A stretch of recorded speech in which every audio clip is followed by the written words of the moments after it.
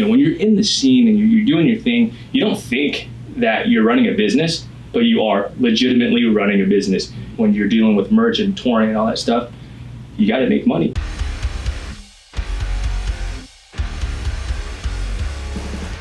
What's up, everybody? I'm Finn McKenty. This is the Punk Rock MBA, and today I'm very, very excited to bring you an interview with Randall Pich, the founder and CEO of LVFT Apparel. LVFT is one of the fastest rising brands in the kind of like direct consumer fitness apparel kind of world. They're moving like millions of dollars in product a month. Go to any gym, you're gonna see someone wearing a LVFT shirt. They've got 30 employees. I've got this like giant warehouse that you're gonna see in a minute. And what's so cool and inspiring to me about this is that he built this whole thing using skills that he learned playing in bands, playing in like bands in the Southern California metalcore, hardcore kind of scene over the past like 10 years. Super inspiring. This is like a perfect example of what I've talked about in some of my other videos about how business and music are synonymous, even though we don't always think of it that way. Starting a band, starting a label, starting a venue, any of these things, it's all running a business. And by the way, if you like this kind of content, I recently started a second channel, which is all about business and marketing and entrepreneurship and personal development, all that kind of stuff. So if you're into business, check that out. There's also a link in the description. So apologies that this took so long, but yeah, let's get into it. Welcome to the West Coast. What's up, guys? This is Randall Pich here, CEO of LVFT Apparel. I'm going to give you guys a quick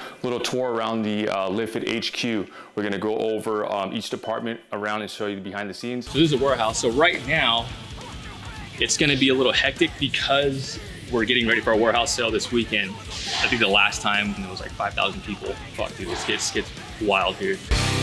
In-house is about 30 employees, and then that's not even including the athletes or ambassadors. Right. Oh yeah, her fiance is Aaron from Of Mice and Men. I'm almost trying to get that fool to come skate, dude. But yeah, so we're setting up. We're doing a collaboration with After's Ice Cream. I plan on putting a fucking rock wall in here, so rocks, so we're gonna move all those pieces of rack that we took out from there. We made our own way. So we'll cruise back here with the AC. It's fucking hot over there. Oh my God. So I have like multiple businesses that I run in this facility. Right here is Skylab Prints. This is where we do posters, stickers, canvases, everything in-house, you know what I mean? Decals and all that shit. And we do like our sample pieces here. Like I just got this hat machine just for fun. So this is our media guys' office. Even our designers and stuff are in-house, and photographers, videographers. So we have our own in-house photo studio. This is amazing. Yeah, it is nothing yet. That's amazing. To do our own campaigns, to shoot our product shots, our models, social media stuff, everything's in here. Where we at? So this is like the main floor. All the corporate guys that work here. I think I first heard of you, I think it was on Mikey Taylor and Eric's podcast, I think. Yeah. And I didn't know anything about you, saw the picture or something, and at first I thought you were one of these like Instagram phonies. Right. You know what I mean? Like Yeah. another one of these Instagram brands, with a bunch of paid followers and a rented Lambo or whatever, But, I was kind of digging deeper and saw that you knew like John from Winds of Plague and some other people. And it's like, okay, I guess he's the real deal. Yep. And, anytime one of my people makes it, I'm excited. Like I said, 30 in-house employees, about 17 brand ambassadors and pro athletes combined.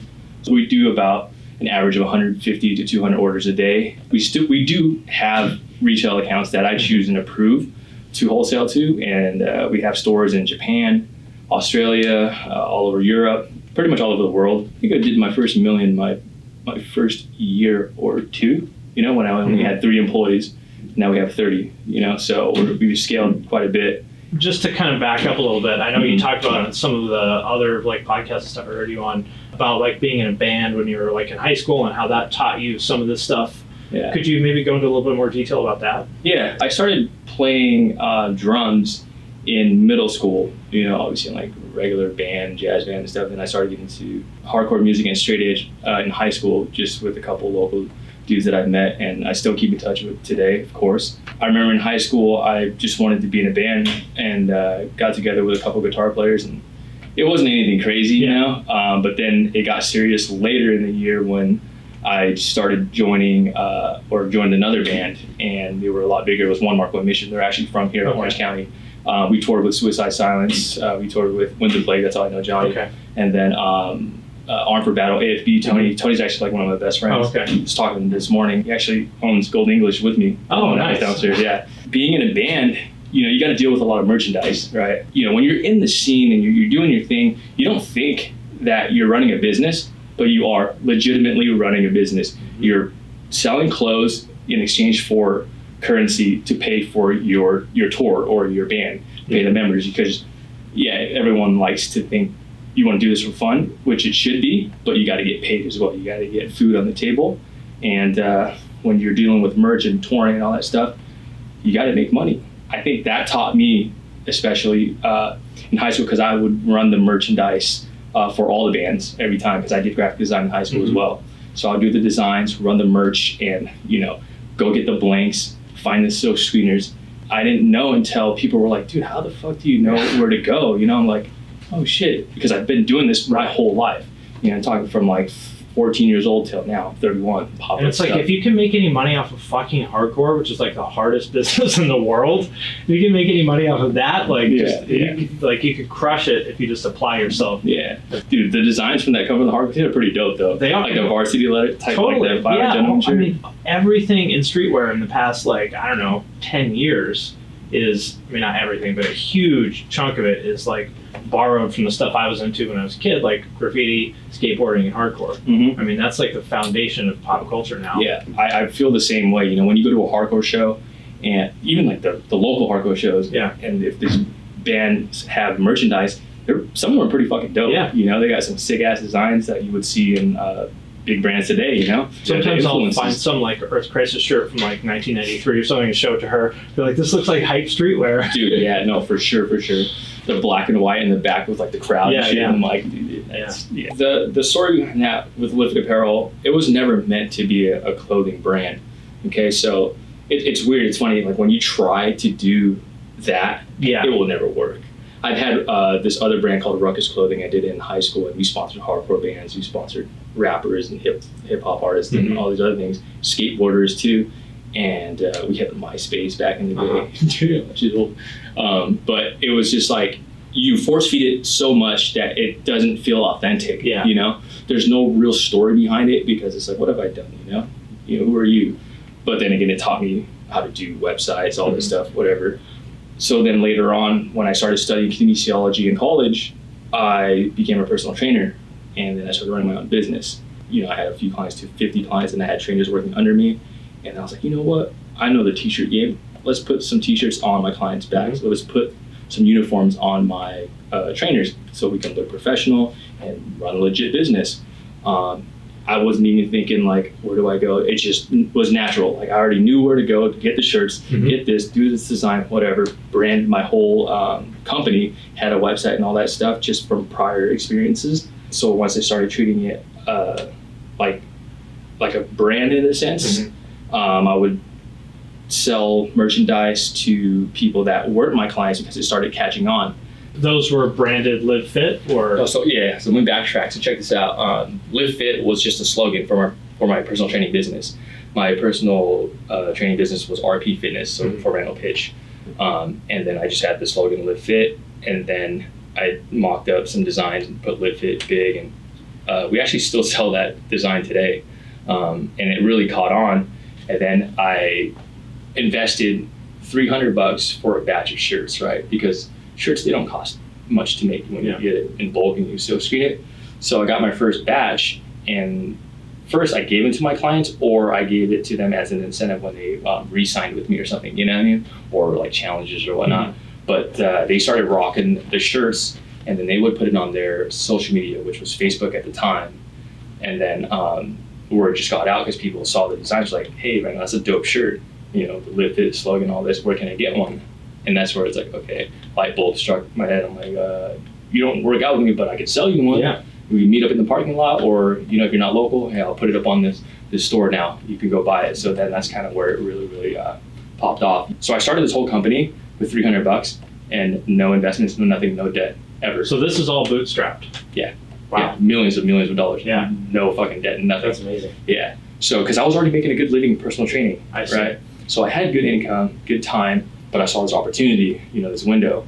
But when I invested that $300, when I got that investment back, because when you sell the shirt, you know, you're making your margin, you're doubling up. I wouldn't spend it. I would just throw it to restock those SKUs, and then I would have enough to make another design. One design turned into two designs turned into four. All of a sudden, I got like 4 t-shirts, a hoodie, and a hat. I'm like, dude, I got a whole line, you know? Right. So then, yeah, it's just all started with $300. What I think a lot of people feel like they have to have it all figured out before they like press go. Oh yeah. You know what I mean? And that's intimidating because it's like, I can't plan the whole empire, but you don't have to. Like, just make your first batch of shirts. Right. And if people like it, cool. And if they don't, cool. Make another batch. Try again.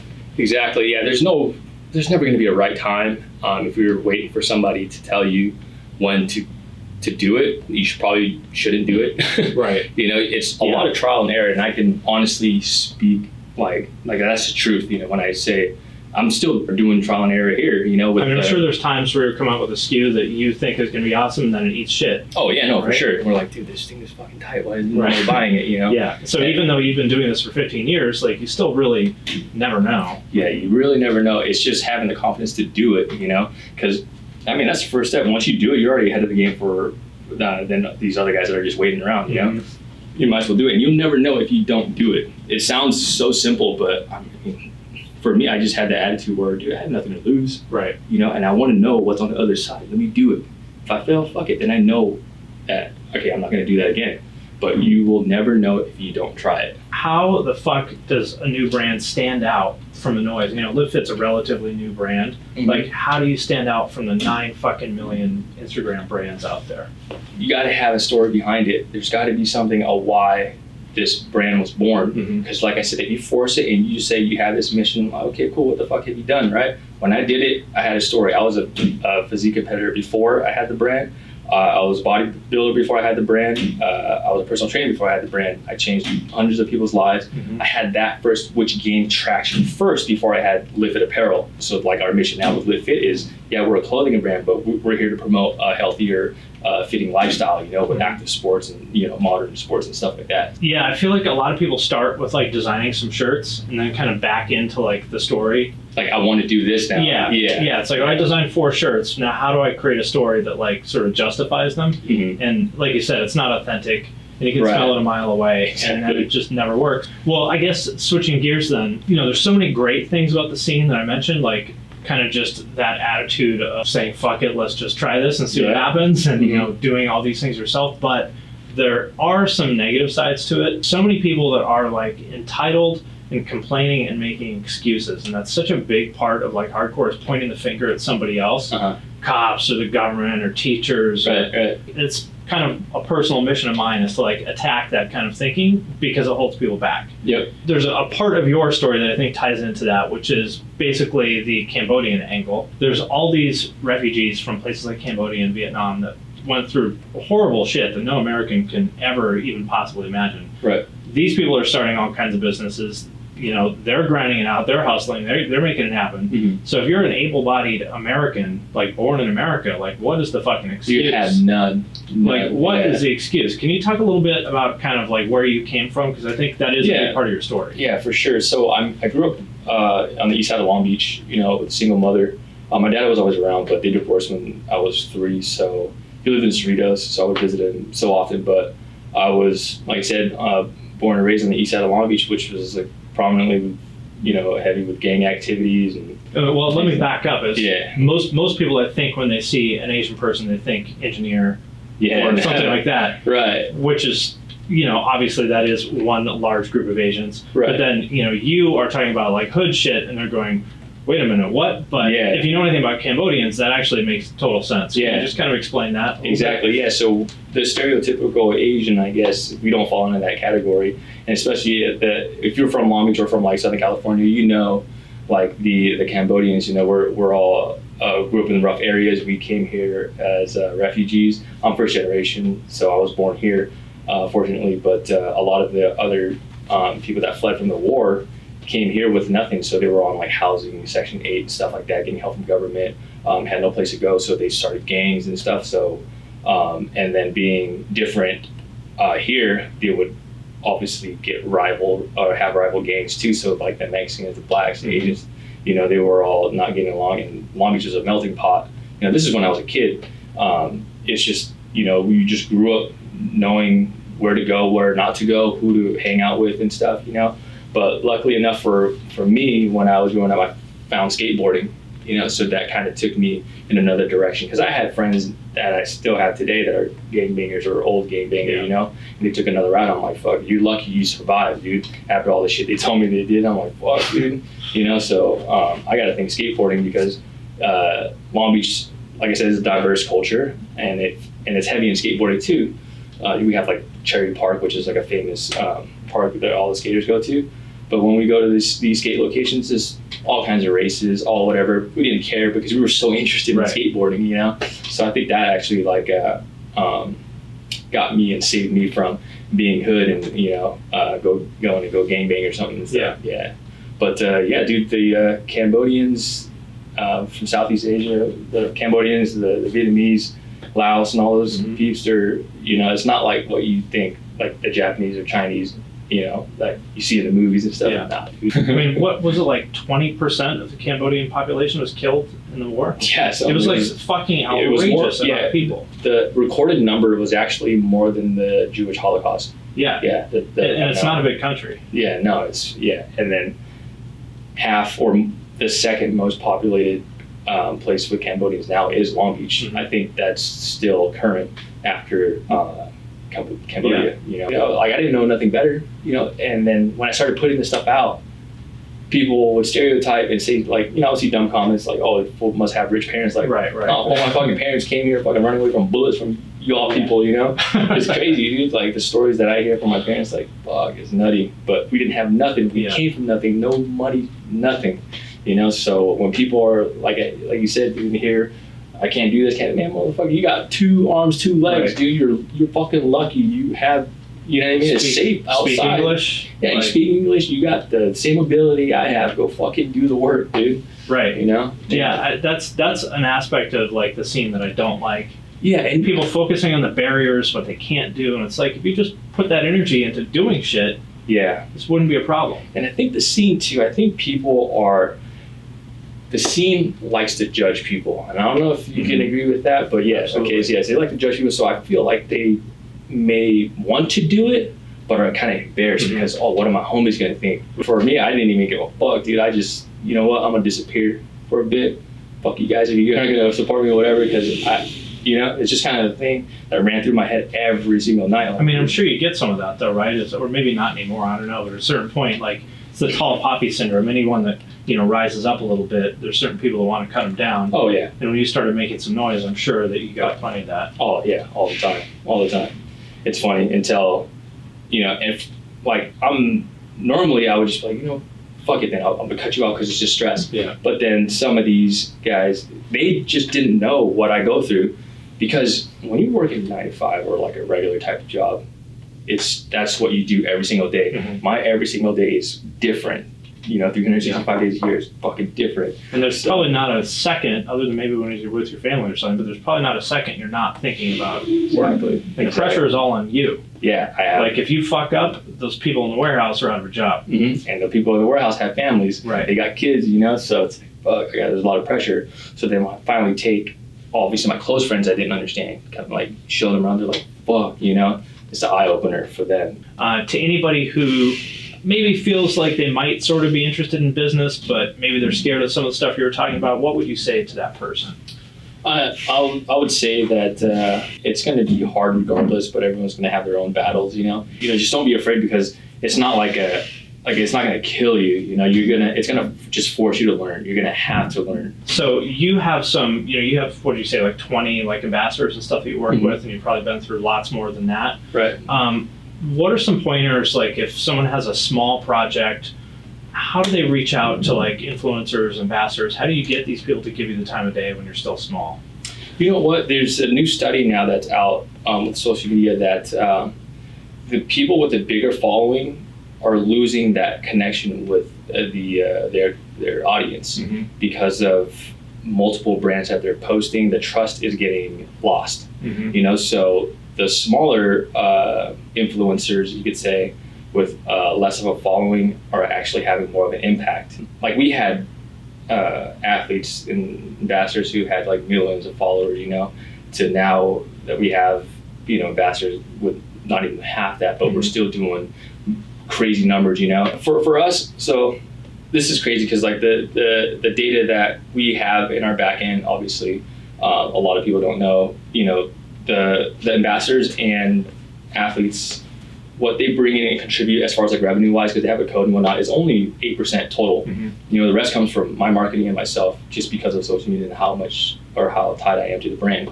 So when we pick like athletes and ambassadors, sometimes we don't even care about the sales. We just want to make sure that the image is portrayed. You know, it's just not marketing in a sense. Yeah, you know, we're looking at for people who just are authentic and real and are just loyal to stick to what they say, you know, because there's some people that just hop around brands. Like one day they say this is the best thing in the world, and the next day they say this is the best thing. I'm like, what the fuck are you talking about? You know, why motherfucker? Right. Correct me if I'm wrong, but it seems like, I don't know, a year or two ago or something like that, you were, I don't want to say like backing away from your personal brand, but maybe trying to push LiveFit a little bit more, and then you realize like, you know what, I guess people want me to be out there more. Yep, you're totally right. I wanted to distance myself and kind of just push the brand as a brand, but every time I was active and do the thing, the data shows with sales, it would spike up, you know, and there's a direct correlation. We were like, dude, this can't be right.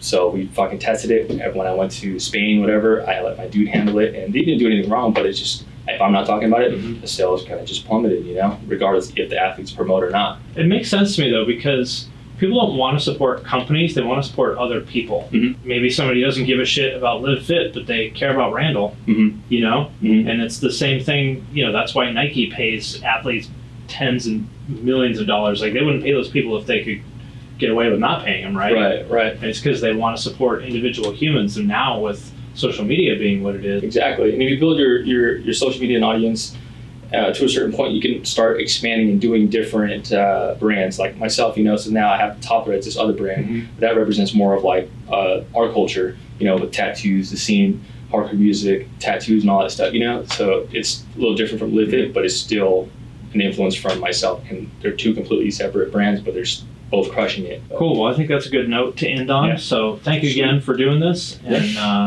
I guess anything in particular you want to plug beyond just the brand in general? I might actually be starting a record label, or actually, I'm starting a record label. Oh, okay. Yeah, starting with the guys from lead singer of Lionheart and Robin, the singer of Stick to Your Guns. Oh, cool.